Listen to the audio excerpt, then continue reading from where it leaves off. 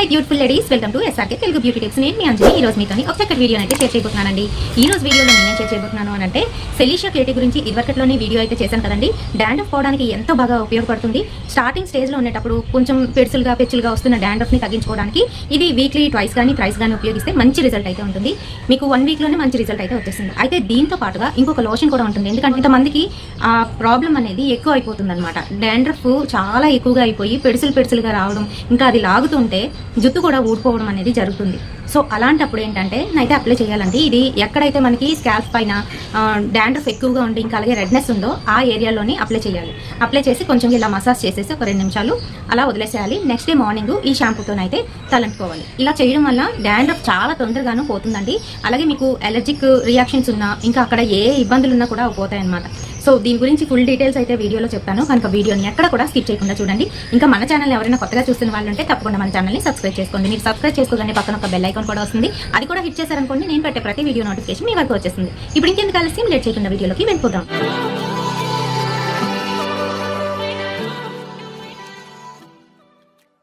Friends, మీకు ఇదివరకట్లో నేను సెలీషియా కేటీ గురించి అయితే రివ్యూ ఇచ్చాను. అయితే ఈ సెలీషియా షాంపూని మనం ఏ విధంగా వాడుకోవాలి, ఎలా వాడి మధ్యలో ఆపేసేయాలి, మళ్ళీ నార్మల్ షాంపూకి రావాలి అనే దాని గురించి క్లియర్గానైతే వీడియో చేసి పెట్టాను.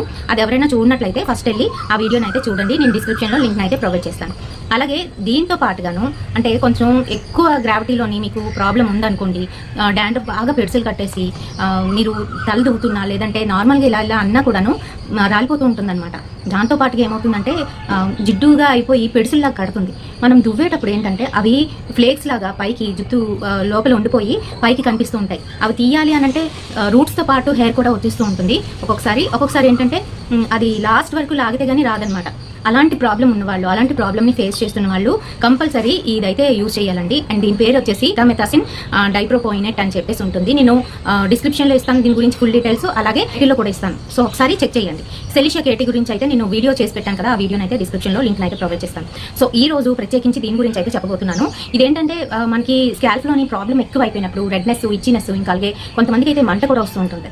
అంటే ఎప్పుడైతే మనం డాండ్రఫ్ని తీస్తూ ఉంటామో అప్పుడు మంట, ఇంకా అలాగే అక్కడ పెయిన్ కూడా వస్తుంటుంది. చిన్నపిల్లల నుంచి స్టార్ట్ అయిపోతుందండి.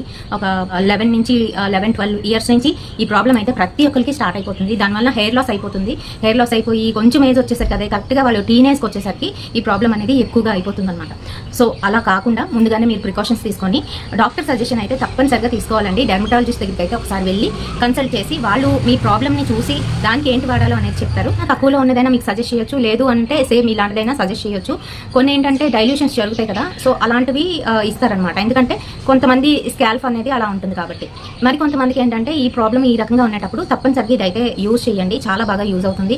అండ్ దీన్ని ఎలా యూజ్ చేయాలి అని అంటే నైట్ పడుకునే ముందు ఎక్కడెక్కడైతే ఉన్నదో గ్రావిటీ ఎక్కువగా ఉన్నదో అక్కడైతే అప్లై చేయాలి. అప్లై చేసి అలా వదిలేసేయాలి. నెక్స్ట్ డే మార్నింగ్ మీరు ఈ సెలీషియా కేటీతోనైతే తలస్నానం చేసుకోవాలి.